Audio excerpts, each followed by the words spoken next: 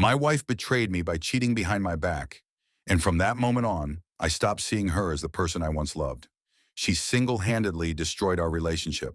And now, as life has turned against her and karma has finally caught up, I feel no pity, no sympathy, only a calm sense of justice and quiet satisfaction. I woke up in a cold sweat. It wasn't just a dream. It felt like someone had quietly broken into my reality and stepped inside without asking. I dreamt that my wife, Marina, was in another man's arms. She was laughing, looking at him with a warmth I hadn't seen directed at me in a long time. And I just stood there on the sidelines like a ghost. I couldn't move. My feet were stuck to the floor. I woke up with a heavy knot in my throat and a question I couldn't shake. Was it just a dream? Or was my mind screaming at me about something I refused to admit? I lay there staring at the ceiling for a long time. Nothing was happening. The room was quiet. Marina was breathing steadily beside me. But the dream clung to me. It was too vivid. So vivid that I could still smell her perfume even after I woke up. Not the one she used to wear, but the new one she bought recently, ever since she started focusing more on herself. That started about 4 months ago. It didn't seem like much at first. She started hitting the gym more, wearing makeup, doing her hair. She stopped wearing her usual comfortable clothes at home and began going on runs in matching leggings and a fresh face of makeup. She'd always been beautiful, but she never made it a point to highlight it like this. I chalked it up to a mood shift or maybe just burnout. But now, I wasn't so sure. At first, I felt like a paranoid idiot, like I was trying to see something that wasn't there, just to confirm a gut feeling, but the feeling wouldn't go away. And where there used to be whispers in the back of my mind, now there was knocking. She started guarding her phone. She took it with her everywhere, even into the bathroom. We used to be open about our devices. Take a photo, call from mine. But now, anytime I reached for hers, she'd say, use your own. Or, just a sec, I need to finish this message. One night, I walked up behind her and caught a glimpse of her quickly closing a chat window. Again, I told myself, don't overthink. It could be anything. But the feeling stuck. Our intimacy changed. The connection became rare, distant, like she was just checking a box. She turned me down several times, citing exhaustion, headaches, bad moods. When I brought it up, she nodded and said, I'll try, I promise. I'm just really tired. I believed her. I wanted to believe her, because we've been together for nearly 15 years, because we have kids, because she's the woman I chose, and because if all of this turned out to be real, if she really had changed, then what would fall apart wasn't just my marriage, but my entire worldview. A few weeks ago, she told me she was invited to an out-of-town training, a corporate retreat at a tropical resort, spa, ocean, seminars. It sounded odd. Her company never did things like this before. I asked who was going. She was vague. A few coworkers, our manager, some HR people. I tried to joke, just don't tan more than you work. She smiled, but her eyes were different, distant, guarded, like she was performing a role, the same role I'd seen in my dream. I didn't push. That's not who I am. I just decided to watch. Quietly, collect the details, her tone, her responses, the things she avoided talking about, and maybe, just maybe, some kind of proof, if this really was more than anxious imagination. Last night, I woke up again, not from a dream this time, but from the sensation that she had gotten up. I heard her step into the other room and quietly close the door behind her. I stayed in bed, motionless, and I knew, if she was texting someone right now, I wasn't dealing with suspicion anymore. It was almost certainty. The next morning, I got up first. I didn't wake Marina. I made breakfast for the kids, packed their bags for school, poured myself a strong black coffee, and sat down in silence at my laptop. Everything inside me felt unsettled, but I didn't want to sit around doing nothing anymore. I remembered we were on a shared phone plan. Through the online portal, I could check call and message records, numbers, times, durations.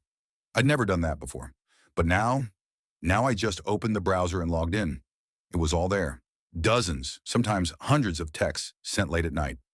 Same number every time, sometimes between 2 and 3 a.m., sometimes earlier, but always when I was asleep.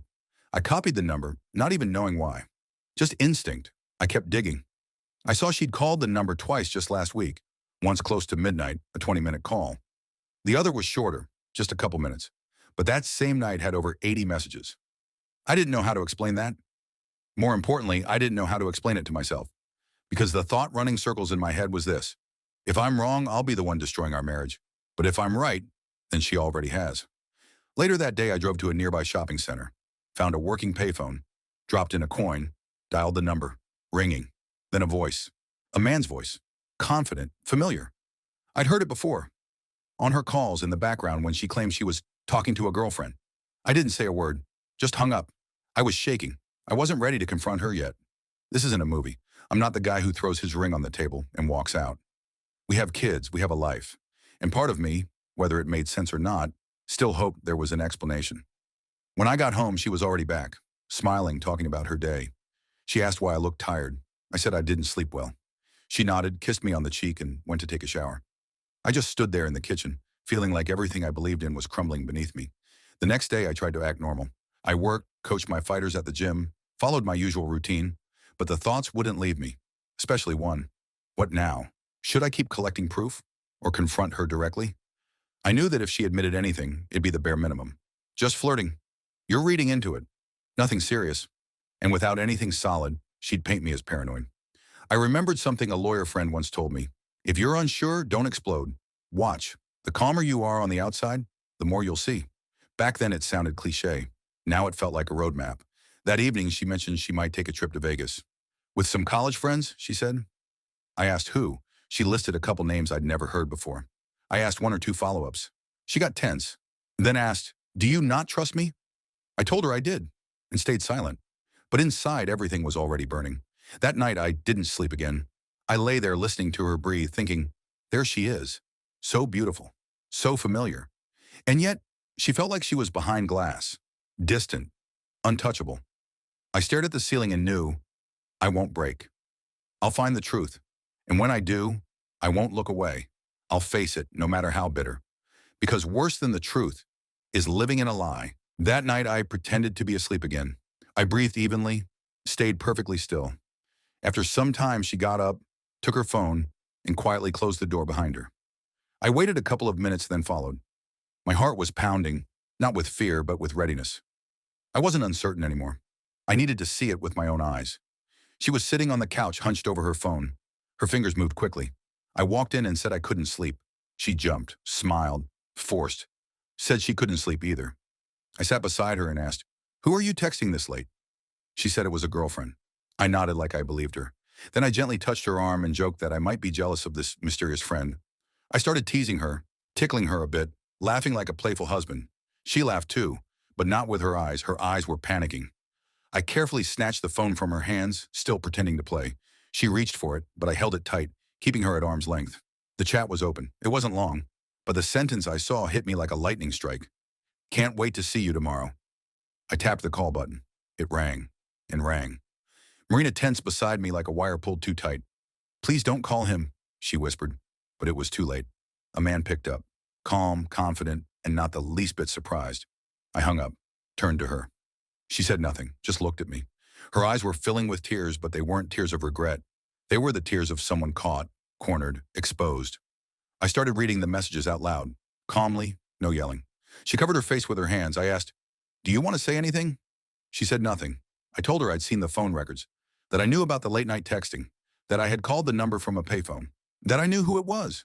She started crying, said it was stupid, just flirting, said he was someone who supported her emotionally when she felt alone, that I hadn't been paying enough attention, that she never meant for it to go this far.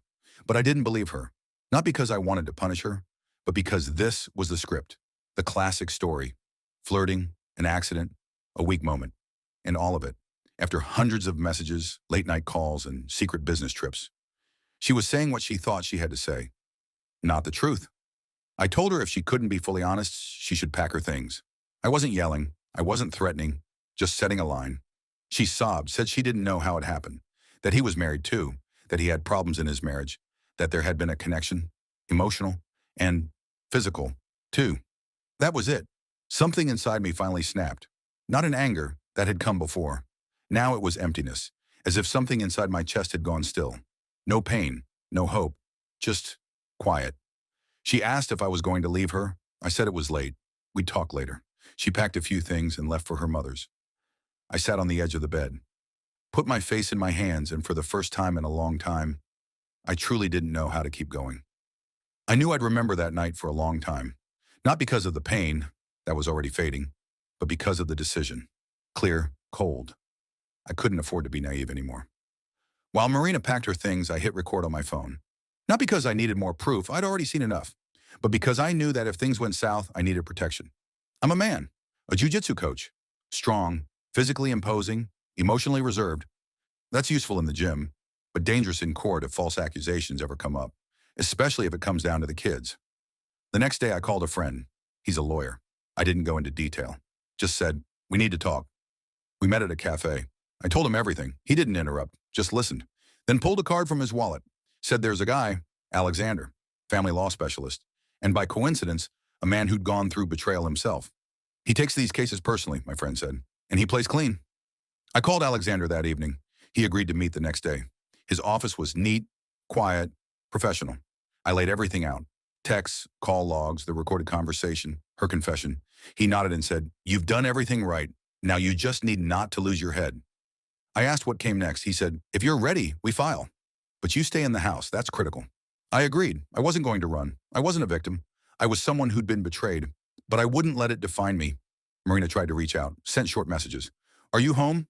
Can we talk? I don't know how to live without you." I didn't respond. I had no words. I didn't want cruelty. I didn't want revenge. But I didn't have pity left either. A few days later, she called. Her voice was shaking. She said it was a mistake, that she'd lost herself, that it wasn't love, that the kids missed me, that she wanted to fix everything. I listened. I didn't interrupt.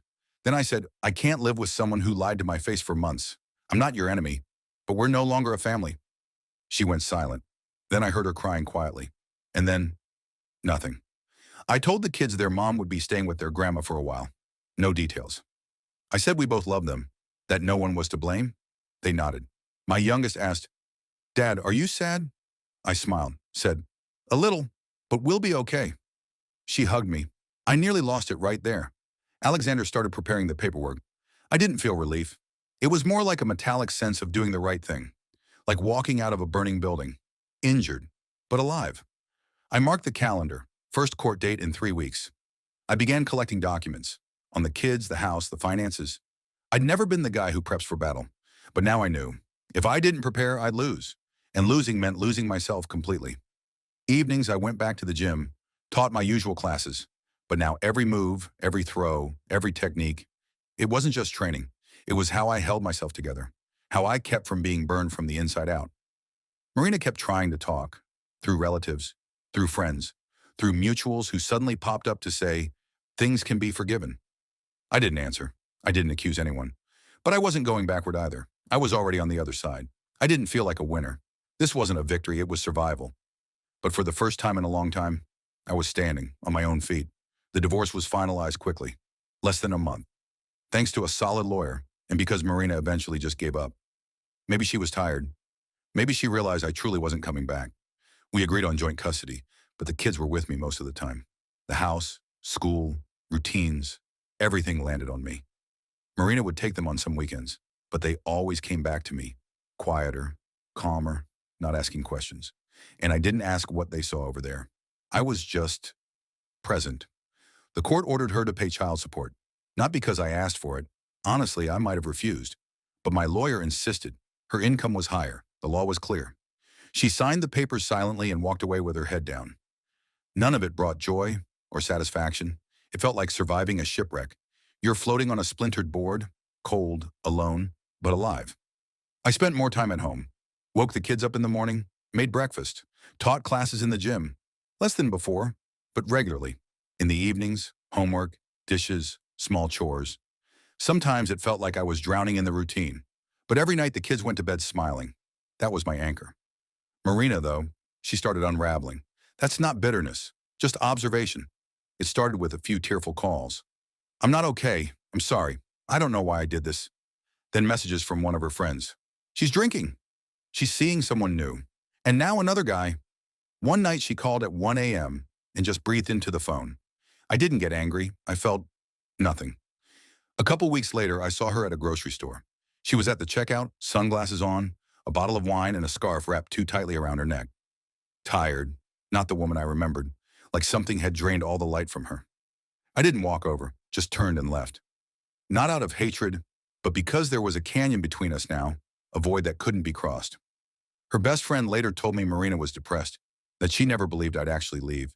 She thought I'd forgive her, that I'd take it, that I'd always be the one holding the line, and now everything slipped through her fingers. I didn't gloat. I didn't celebrate. But inside there was a quiet relief. I'd made it out. I hadn't let it destroy me. One evening after the kids had gone to bed, I just sat in silence at the kitchen table, turned on the lamp, opened a book I hadn't been able to finish before, and realized I wasn't in pain anymore. No longing to rewind anything. I could breathe again. I started to feel like myself again, not in the sense that I'd come back to life or become the old me. Number one, I just woke up in the morning and felt like I could get through the day without pain, without the tightness in my chest, without the thought of how could she? That was enough. I spent more time with my students, not to distract myself, but because being around them reminded me I still mattered. We shot short videos with technique breakdowns. I edited them in the evenings, posted them online. I used to do it just to check a box. Now I did it because I wanted to. It became something mine, no pretending, no lies, no masks. I started reading again, quietly, bit by bit. Not because I felt like I should, but because I could. Sometimes I caught myself feeling like I was returning to myself. Not the past version, just someone whole. I didn't make plans. I just did what gave me a sliver of meaning. One day, one of my older students invited me to his birthday party. I almost said no. I didn't want small talk or faces I'd have to fake a smile for. But then I figured, why not? The kids were with their mom, and for once I didn't owe anyone an explanation about where I was going or who I'd be with. That's where I saw her for the first time. Alice. She came with friends, laughing, holding a bright-colored drink that looked like sugar in a glass. Not a girl, but clearly younger than me. I didn't walk over. I just noticed her. Bright, warm, real. Not because she was beautiful, but because she felt calm. No drama, no posing. A few days later, I saw her again. At the gym. She was there for yoga. We exchanged a few words, then a few more. A week later, we ran into each other at the grocery store. She laughed and said, "Fate keeps bumping us together?" I shrugged. I wasn't looking for signs. But the conversation was easy. I didn't think of it as anything serious. Just two people talking, no flirting, no tension. And I realized it had been a long time since I spoke with a woman and didn't feel guarded. We were just talking. Through friends, I found out she wasn't seeing anyone. No kids, but apparently great with them. She wasn't clingy, and I wasn't chasing anything. We were both okay with where we were. Sometimes I'd wonder if she was too good for me. After everything I'd been through, the scars weren't in my heart. They were in my habits, in how I paused before replying, in how I scanned for hidden meaning. I worried I'd come off too hard, too distant, damaged, but her eyes didn't show pity or admiration, just curiosity, attention. And I thought, maybe not everything in me is broken. I didn't know if it would become something more. I wasn't in a rush to find out. It was enough to have someone near me who made things feel steady, not exciting, not dramatic, just steady. For the first time in a long time, I looked at myself in the mirror and didn't think about who I'd disappointed, who I'd lost, who I'd become. I just saw a man who, despite everything, hadn't let himself fall apart, who was still a father, still decent, still here, and maybe, just maybe, still capable of something good. Messages from Marina started coming again. At first, they were sparse and practical, about the kids, school logistics, scheduling. I replied calmly, briefly, sticking to the essentials. It was the kind of neutral communication divorced parents eventually learn to maintain. But then her text got longer. A few casual lines turned into emotional paragraphs. First it was, "It's hard being alone." Then, "I miss you." Then, "Maybe we should talk." I didn't respond. Not because I was angry, just because there was nothing left inside me that wanted to respond. The decision had already been made long ago. I simply hadn't said it out loud. One evening she called. I knew she would try to talk seriously. She said she understood now, that she had made a mistake, that she was hurting, that she regretted everything. Her voice was full of the kind of desperation that sounds like hope, but isn't. It wasn't really about love. It was about fear, about loneliness, about trying to find footing again. I listened quietly. No anger, no interruptions, just silence on my end. When she finished, I didn't feel the need to explain anything. My no had already happened, just not out loud. A few days later, she showed up at the house with a bag of pastries for the kids. I didn't turn her away, let her spend some time with them. I stayed nearby, watched. She acted calm, almost rehearsed, like she was trying to seem changed, softer. When it was time to go, she gathered her things and left without saying anything personal. Just a quick goodbye to the kids.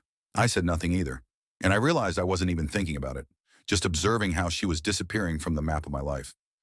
Later, I found out she had lost her job, officially due to downsizing, unofficially because she had become difficult to work with, absent, erratic, irritable. One of her colleagues even messaged me to say she wasn't herself anymore. I wasn't surprised. She was losing control of herself, of her story, of the narrative she thought she could still shape. Eventually, another attempt came. One more call. She talked about how she couldn't forgive herself for destroying our family, asked if I could give us another chance. But it didn't sound like confession. It sounded like desperation. Not for me. For anything that felt stable. I understood she was spiraling, that somewhere in her mind she still clung to the thought, if he forgives me, then maybe nothing's really lost. But I was no longer part of that framework. I didn't feel guilt, or anger, or the urge to explain. What I had now was self-respect. I wasn't someone who could be brought back with words. After that, she went silent. No more long messages, just the occasional short text about the kids. Cold, practical, a few lines at most. I knew this wasn't reconciliation. It was silence that meant one of us tried to manipulate and the other didn't bite.